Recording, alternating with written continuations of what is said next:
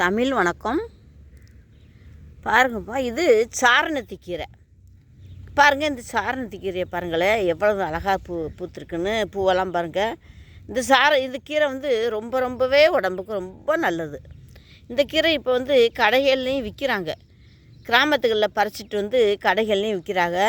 இந்த கீரையை நம்ம என்ன செய்யணும், இது மாதிரிக்கு இந்த வாங்கிட்டு இது மாதிரிக்கு கிள்ளிக்கிறணும். இது மாதிரிக்கு இந்த கீரையை இது மாதிரி இந்த இலையாக ரொம்ப காம்பு இல்லாமல் இந்த இலையாக கிள்ளிக்கணும். இப்படியாக செஞ்சு இது மாதிரிக்கு இந்த இலையை கிள்ளி நம்ம பருப்பு போட்டு அப்படியே கொஞ்சமாக கூட்டுக்கறி மாதிரி வைக்கணும். இல்லைன்னா கடைஞ்சி தாளிச்சுக்கிறலாம். இது ரொம்ப நல்லது. இதுக்கு நிறைய மருத்துவ குணம் நிறைஞ்சிருக்கு. உங்களுக்கும் இந்த கீரையை பற்றி தெரியும், இருந்தாலும் நான் சொல்கிறேன். மருத்துவ குணம் ரொம்ப நிறைஞ்சிருக்கு. மருத்துவ குணம் இதில் நார் சத்து கிடைக்குது, கால்சியம் சத்து கிடைக்குது. பாக்கி சளிக்கு ரொம்பவே நல்லது. இது சளி பிடிச்ச உடம்ப இது கொஞ்சம் கொஞ்சமாக கரைச்சி கொண்டு வரதுக்கு வாய்ப்பு இருக்குது. இது அருமையான சாரணத்தி கீரை. மழை சீசனில் தான் இந்த கீரைக்கு அங்கங்கே கிடைக்கும். பாக்கி எந்த நேரத்துலையும் இந்த கீரையை ரொம்ப கிடைக்காது. மழை சீசனில் தான் இந்த கீரை பாருங்கள் அங்கங்கங்கே முளைச்சிருக்கும். பாருங்கள், மழை சீசனில் இந்த கீரை அருமையான கீரைப்போ. அது சமைச்சு சாப்பிட்றது அவ்வளோ நல்லது உடம்புக்கு. இது இந்த இடத்துல கிடைக்குது. நல்லா போட்டு காமிக்கிறேன். சாரணத்தி கீரையிலேயே 2 வகை இருக்குது. இது சிவப்பு சாரணத்தி. இந்த கீரை சிவப்பு சாரணத்தி கீரை. பாருங்கள், இது சிவப்பு சாரணத்தி கீரை. இந்த இடத்துல நிறையா கிடக்கு.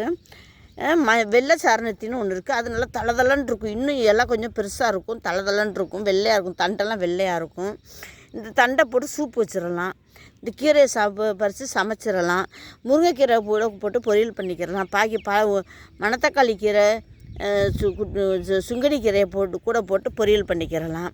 பாக்கி இந்த கீரையை பருப்பு போட்டு சமைச்சிக்கிறலாம். அப்படி எல்லா விதத்துலேயும் இந்த கீரையை சமைச்சு சாப்பிட்லாம். ரொம்பவே நல்லது. சுகர் உள்ளவங்களுக்கு ரொம்ப நல்லது இந்த கீரை. இது கண்டிப்பாக இந்த கீரை கிடைக்கிது, நிறைய இடத்துல கிடைக்கிது. இதெல்லாம் காசு கொடுத்து நம்ம எதிர்பார்க்காம வாங்கலாம், கண்டிப்பாக வாங்கலாம். உழவர் சந்தைகள்லையும் கிடைக்கிது. இந்த சும்மா சாதாரண சந்தை கடைகள் போகிறாங்களே, அங்கேயும் இது கிடைக்கிது.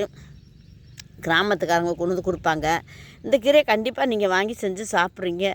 அருமையான இது சத்து நிறைஞ்ச கீரை, மருத்துவ குணம் நிறைஞ்ச கீரை. இந்த கீரையை நீங்கள் அந்த வெள்ளைக்கீரையும் வாங்கி சாப்பிடுங்க. அதுவும் கடையில் விற்கிது. உழவர் சந்தையில் கிடைக்கிது அந்த கீரையும். அது வெள்ளை சாரணத்தி. அதுக்கு கொஞ்சம் புளி போட்டு செய்யணும்.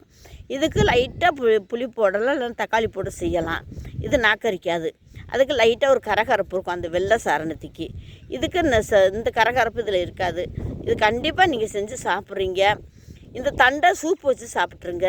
இந்த தண்டில் அவ்வளோ சத்து கிடைக்கிது, நிறைஞ்சிருக்கு இந்த தண்டில். அருமையான சாரணத்தி கீரை பாருங்கள், இந்த இடத்துல கிடக்குது. உங்களுக்கு காமிக்கிறேன் பாருங்கள். எல்லாம் பறிச்சிருக்காங்க இந்த கீரையை. ஆடு மாடும் இது சாப்பிடும். இந்த கீரையை ஆடு மாடும் சாப்பிடும்.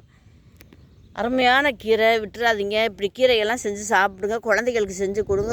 ரொம்ப நல்லது. இப்போ கிடைக்கிற கீரையை, இந்த காலத்தில் கிடைக்கிற கீரையை விட்டுறாதீங்க. அருமையான சாரணத்தி கீரை. கீரைக்கு பேரே சாரணத்தி தான். இது சாரணத்தி கீரைன்னு தான் சொல்லுவாங்க. இது சிகப்பு சாரணத்தி.